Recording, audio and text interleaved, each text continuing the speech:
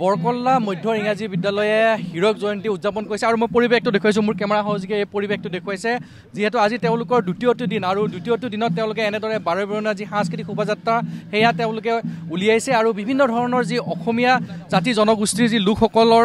যি বিভিন্ন ধৰণৰ সাংস্কৃতিক অনুষ্ঠান আছে সেইসমূহৰ দলসমূহক তেওঁলোকে নিমন্ত্ৰণ জনাইছে আৰু যি হাতীৰ সৈতে তেওঁলোকে এনেদৰে হীৰক জয়ন্তী উদযাপন কৰিবলৈ লৈছে আৰু এয়া হৈছে বৰকল্লা মধ্য ইংৰাজী বিদ্যালয় আৰু তেওঁলোকে যিহেতু বিভিন্ন ধৰণৰ বৰ্ণিল কাৰ্যসূচী তেওঁলোকে উদযাপন কৰিবলৈ লৈছে আৰু এতিয়া সেই যি হীৰক জয়ন্তী উদযাপন কৰা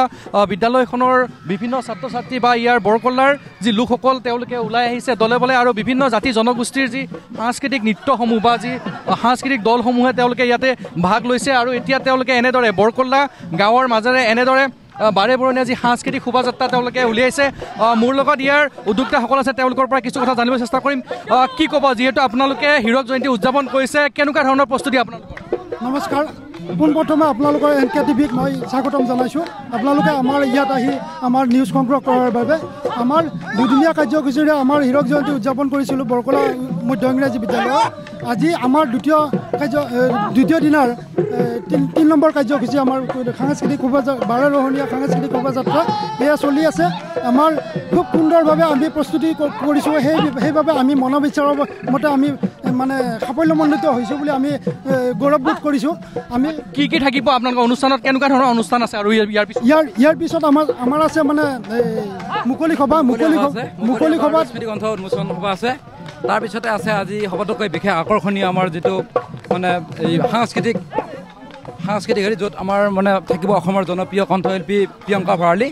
গতিকে এইখিনি আছিলে আজি আমাৰ শেষ কাৰ্যসূচী আছিলে আপোনাৰ সাংস্কৃতিক সন্ধিয়াৰ কিমানটা সাংস্কৃতিক দলে আপোনালোকৰ লগত যোগদান কৰিছে ইয়াতে মোটামুটি 20-25টামান সাংস্কৃতিক দল আছে সকলো জনগোষ্ঠী সামৰা হৈছে আমাৰ এই সাংস্কৃতিক দলসমূহত গতিকে বাৰেৰহণীয়া সাংস্কৃতিক সম্পূৰ্ণ এটা মানে প্ৰস্তুতিৰে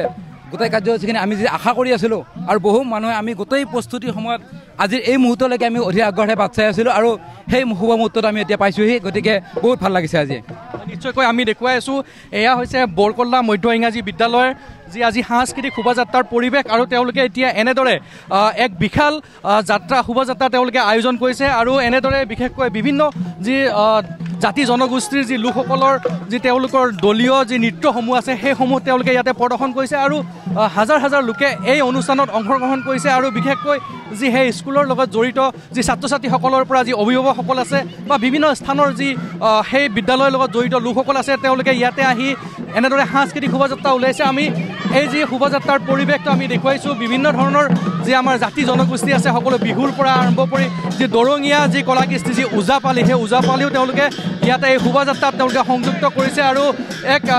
অভিন্ন পৰিৱেশৰ মাজত এয়া যি মহৌখুন্দাৰ পৰিৱেশ আৰু এনেদৰে তেওঁলোকে বিভিন্ন ধৰণৰ যি দৰঙীয়া লোক সংস্কৃতিৰ পৰা আৰম্ভ কৰি বিভিন্ন যি অসমৰ থলুৱা সংস্কৃতি বা যি বিভিন্ন জাতি জনগোষ্ঠীৰ লোকসকলৰ যি বিভিন্ন ধৰণৰ নৃত্যৰ পৰা আৰম্ভ কৰি বা সকলোখিনি বিশেষকৈ যিহেতু এই অসম বুলি ক'লে বিভিন্ন জাতি জনগোষ্ঠীৰে ভৰপূৰ এটা যি এখন ৰাজ্য আৰু সেই ৰাজ্যৰ বিভিন্ন ধৰণৰ জাতি জনগোষ্ঠী বড়ো ৰাভা মিচিং কছাৰী সকলোৱে বসবাস কৰে আৰু তাক লৈ এতিয়া এনেদৰে বিশেষকৈ যি এই স্থানৰ লোকসকল বিশেষকৈ পুৰুষ মহিলা শিশু যিসকল লোক আছে সকলোবিলাকে তেওঁলোকে এতিয়া এনেদৰে ইয়াতে বিভিন্ন ধৰণৰ লোকসকলৰ লগত লৈ তেওঁলোকে এতিয়া এনেদৰে সাংস্কৃতিক শোভাযাত্ৰা বা বৰ্ণিল শোভাযাত্ৰা তেওঁলোকে আয়োজন কৰিছে আৰু যিহেতু আজি নিশাৰ ভাগত তেওঁলোকৰ সাংস্কৃতিক অনুষ্ঠান আছে সেই সাংস্কৃতিক অনুষ্ঠানৰ লগত বিশেষকৈ যি প্ৰিয়ংকা ভৰালী অসমৰ সুগায়িকা তেখেতকো তেওঁলোকে নিমন্ত্ৰণ জনাইছে এয়া আছিলে যি দৰং জিলাৰ বা ওদালগুৰি জিলাৰ যি সীমাত থকা যি বৰকল্লা মধ্য ইংৰাজী বিদ্যালয়ৰ